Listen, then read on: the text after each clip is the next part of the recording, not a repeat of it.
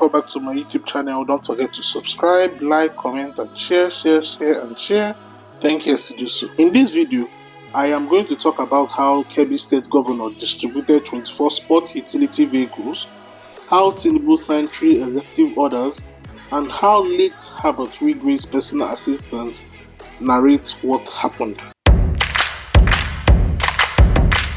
Tinubu signs 3 executive orders to reform Nigeria's oil and gas sector. President Bola Tinubu of Nigeria on Wednesday signed 3 executive orders on the oil and gas sector to introduce the physical initiatives for related projects, reducing contracting costs and timelines, and promoting cost efficiency in local content requirements. A statement by the Special Advisor to the President on Media and Publicity, Ajuri Ngalali, said the policies directive the President issued was to improve the investment climate and position Nigeria as the preferred investment destination for the oil and gas sector in Africa. This is according to the statement followed extensive agreement, analysis and benchmarking with other jurisdictions.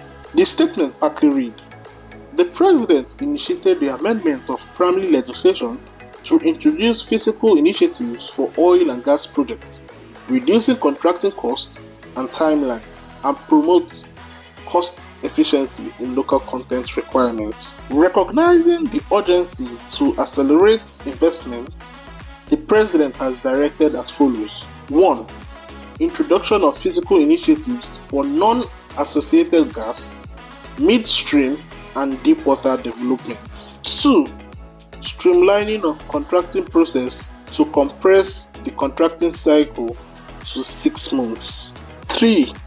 The application of the local content requirement without hindering investment or the cost competitiveness. Ngalali, however, noted that the details of the policy directives would be gazetted and communicated by the Federal Ministry of Information and National Orientation. The presidential spokesman explained that these initiatives were developed in collaboration with the Federal Ministry of Justice, Federal Ministry of Finance, Federal Ministry of Petroleum, Federal Ministry of Budget and Economic Planning, Federal Inland Revenue Service, the Nigerian National Petroleum Company Limited, the Nigerian Upstream Petroleum Regulatory Commission, the Nigerian Midstream and Downstream Petroleum Regulatory Commission, and the Nigerian Content Development and Monitoring Board. He said that the Special Advisor to the President on Energy has been directed to continue coordinating the aforementioned stakeholders to ensure the implementation of these directives within a speculated time frame. Kebbi State Governor distributes 24 sport utility vehicles to assembly members to show gratitude. Nasiri Idris, Governor of Kebbi State, has distributed 24 Toyota sport utility vehicles to members of the State House of Assembly. In a post on X, Idris expressed gratitude for the assembly members' understanding and cooperation. He added that the gesture is a symbol of his commitment to serve the people of the state. I am honored to fulfill my promise by distributing 24 first-class Toyota Jeeps to the dedicated members of the Kebbi State House of Assembly for their official engagement, he said. Today, at the Government House in Kebbi, I personally presented these vehicles, expressing gratitude for the Assembly's cooperation and understanding. The harmonious working relationship between the executive arm and the Assembly has been paramount. In the spirit of collaboration, I joined the Speaker of the Assembly, Right Honorable Usman Muhammad, in a test drive of the Jeep allocated to him. Let this be a symbol of our commitment to serving the people of Kebbi State diligently. Personal assistant to late Herbert Wigwe narrates how luggage issues prevented him from taking ill-fated flights. Sola Falei, the personal assistant to the late Herbert Wigwe, former Group Managing Director and CEO of Access Holding PLC, has described how he missed being on the helicopter that killed his boss, wife, son, and their business colleague. Abimbola Ogunbaju. He stated that he was meant to go in the helicopter, but on a second thought, he decided to accompany their luggage by road because the helicopter could not transport it. According to Falaye, he decided to accompany the luggage by road to assure its safe arrival to his boss, who also agreed with him. Speaking at the night of tributes for Wigwe, Falaye said, "It was a sweet journey. 11 hours we flew from London. I remember in the middle of the air, I walked up to him. I said, 'Sir, how comfortable are you at night flying choppers? I have never done it before. The app allocation system for flying choppers, I have never done it before.' And he said, 'This is America. They have a navigation system for flying choppers at night.' And I went back to my seat and we landed. Everybody was filled with joy that we were finally almost there. We sat, waiting to be cleared by immigration. So coming out, we had 2 vans waiting. One was taking us to go board the chopper. The other took our luggage because they could not go on the chopper.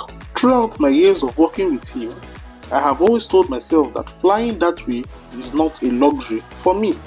I am on duty." And as they were loading the luggage, this thought came to mind that okay, you fly chopper 1 hour, you're there. The next 3.5 hours, the luggage is not going to come. Will I go to bed? No. I still have to sit down and wait for the luggage to come. I am like, so why not just go with the luggage, then get there and deliver it to him and others in the room? Like I said, I always reason in the line of duty. And I walked up to him. I said, "Sir, I think it's safer and secure for me to just ride and bring the luggage to you." He said it was a brilliant idea, and I said, "Safe flights." The PA hence drove to Vegas with the bags, while Wigwe, his wife, son, and Ogunbaju took the helicopter to the same location. Falaye attempted to call his employer and the others on the helicopter while still driving to Vegas, but none of the calls were successful. UN condemns attack by Boko Haram in Borno State, says over 200 persons adopted. The United Nations has said it strongly condemns the reported adoption of internal displaced persons, many of them women, boys and girls, in Ngala local government area of Borno State. The UN Office for the Coordination of Humanitarian Affairs, OCHA, in a release on Thursday obtained by Sahara reporters, said though the exact number of people abducted remains unknown, but is estimated at over 200 people, while an unspecified number of older women and children under 10 have reportedly been released. Scores of IDPs remain unaccounted for, according to protection partners. I stand in solidarity with the families of those adopted, especially children and their communities, and urge those who have abducted them to release them without harm. On behalf of the United Nations, I remind all parties to the conflict to adhere to their obligations under international humanitarian law to protect civilians from harm. In addition, I urge authorities and other partners to provide more livelihood opportunities for IDPs in camps in Borno State, alongside ongoing efforts to lasting solutions to reduce the risks of insecurity and violence faced by IDPs. I have come to the end of this video. Do not forget to subscribe, like, comment and share. Share and share. Thank you as you do so. See you next time. Yes, so we can pepper them.